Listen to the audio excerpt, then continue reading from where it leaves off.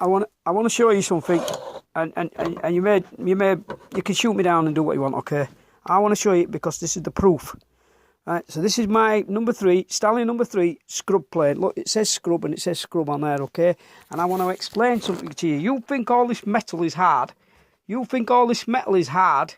That thing is flapping, okay? It flaps. When you hit something down there, if you had the camera down there in slow motion, you see these things flap apart. They really do. They bounce. Especially this one, it's not hardened. Right, it flaps, the top thing, the chip breaker flaps, and what it does when it flaps is it fills up inside there. No matter how good you make that fit, that will never, you'll never be able to restrain it. Look, it's just full of crap. It goes everywhere. You don't believe me, it's in there. Look, it's stuck, it's compacted inside there, it's all gone behind. That blade was tight. Look, it's all inside there, it's gone behind. I have to brush that out. But what you don't see, what you don't realise is it's bouncing, and when it bounces, it fills inside there. Look, that doesn't matter how close. It's close. It's as tight as you can make it, and as tight as I can make it, and it's taking damage. I'm doing it right here in front of you. I probably won't be able to do it because that's so tight. And I'm not joking. That thing is tight. Okay, I'll have to put it in the vice to do this. In fact, I'm going to have to put you in radio mode and undo it. I'm just going to undo it. You'll hear me do it. Just, here we go. I'm undoing it. Right, I've undone it. Right in front of you. I'll put the screwdriver straight back down. I'm going to just undo it, and I'll do it right here so you can see it. Right, that's all come out of there already that I've just knocked out. You see me knock it. Right, and if you don't believe it, try it yourself. Set this course. Leave a big gap. Leave a big distance here, like that. And you watch it just fill. It'll just fill up.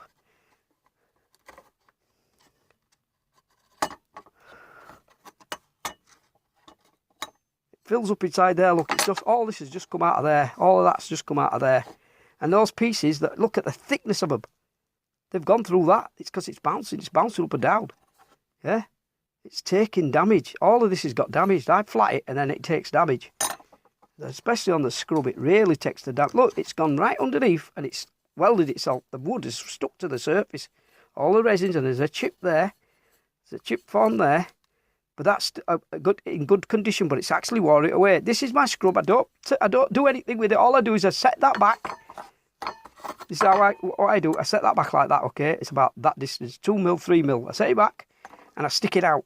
I don't bother taking the corners off, and I'm not rounding and ruining my blade because I can make that fine plane again.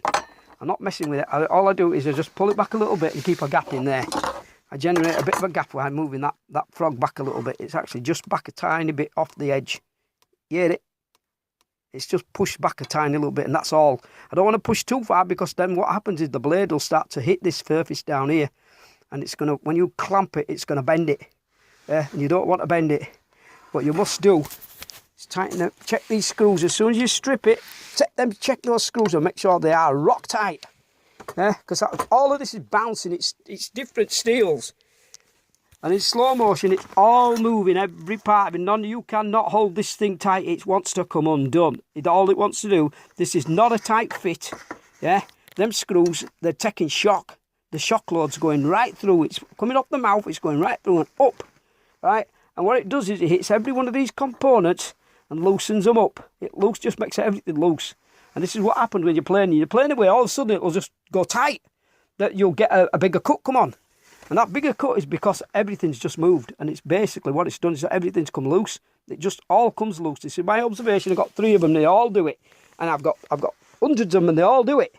They all do the same thing. No matter how tight you make that fit in there. Now other people will tell you, oh, that's got to get that. Yeah, don't matter. It just flaps. This, as you're hitting, that's doing that. Literally, it's bouncing in there. That blade's going down, and this bit's going up. And if you watched it in slow motion, if somebody could show it with a camera, you'd be in shock. You'd be in absolute shock. And how do I know? Because I know, basically because it fills up. And no matter how tight I make that, it'll fill up. You know, even if I was to put it on a grinding bed and grind it, right? And grind all these parts together, it'll still fill up inside there. Okay? That's all I'm saying. My observation is they all fill up. All of them. They all do. They all do. I had so much trouble with that footprint, it took me hours to fix it. It just would not. It just kept doing it and doing it and doing it. It was filling up and breaking and making damage to this piece. And I just kept grinding it away. And some of them just I'd had it where it was just right, and now I'd left it. I don't touch it. I won't touch it. If it's filled up with crap in there, I'm just leaving it. I'm not going to bother. The other thing I do, I wax all of that. Look, can you see the wax residue on there? Yeah, I wax it all so that it's floating on wax. All this is waxed, so it's lubricated all the time because you're moving this up and down.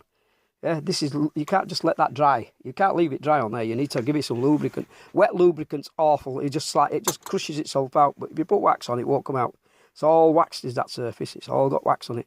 Between the chip breaker and the thing, it's all filled. It's all waxed. They're all waxed. Every bit of it is all waxed. Every bit. This is all waxed. All this frame is waxed. The sole is waxed. I just use tea light candles to wax it. Just use that. I even put it there. Look. I even put it over the whole of that. I put wax all over every moving component on this thing. Yeah, the only place I can't get it is in there. I'll give that a quick spray with the Buddy lubrication. So I've just done the fine shooter is done. It's sat back there with the blade up and out. It's sitting on its sole. The blade is up in the air. But same thing now. I'm going to repeat on this one. It's not so bad, so it's not going to take me 30 minutes. It should be quite quick. I'll just put this straight onto the 600 and off we go. Yeah, go on the straight 600. I'm going to flat its back. Set that off. Bring all these out. In fact, just bring them all out. Bring that one out. Just go through my grits. It's cleared up. 1, 6, 12. This is how I use them. Yeah. This is how I use them. 240. And I have a 150, but it's one away now. There's nothing left of it. Literally just nothing left of it. It's just water away. Look, it's all come off. That's doing nothing. And I've got a coarse 150, which is full of dints. I just use that for general clearing up.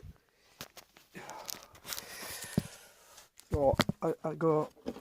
My system, that's all I have. It's all I can afford. 240, 320. It's all what I could find at the moment. Yeah. 600, 1,000, 1,200 and 3,000. And what I generally do, as soon as I get it to the 600, I just jump. I go to the 1,200. I miss the 1,000 out. Go to 1,200 and finish it on the 3. That's adequate. Sometimes I just go 320, 1,000, 3,000. It's just depends. This helps preserve your stones. Jumping, skipping one, help preserve it as well. This one, go from that one to that one. Go from that one to that one. Then straight to the end. This is the one that gets all the way, and look, it's gone. It's just all shiny now. It's all off. Yeah, but I'll use it and use it until there's nothing left in it, and then I use it as a spacer for something. Okay, right. So this is pretty good. The scrub plane takes all the hammer and all the whack that I give it is in good shape. Okay, the fine finish one is in worse shape than this one, and this one's the one that flaps like crazy because the gaps are so big. The chip breaker's sat right back there, to 2-3 millimeters back. And they all get hammered. Every one of them fills up. No matter how far closer you make that chip breaker, it will still fill up. My observation. It's what I've observed, and that's all I'm saying about it. I observe it. It's in there, and I've shown it you.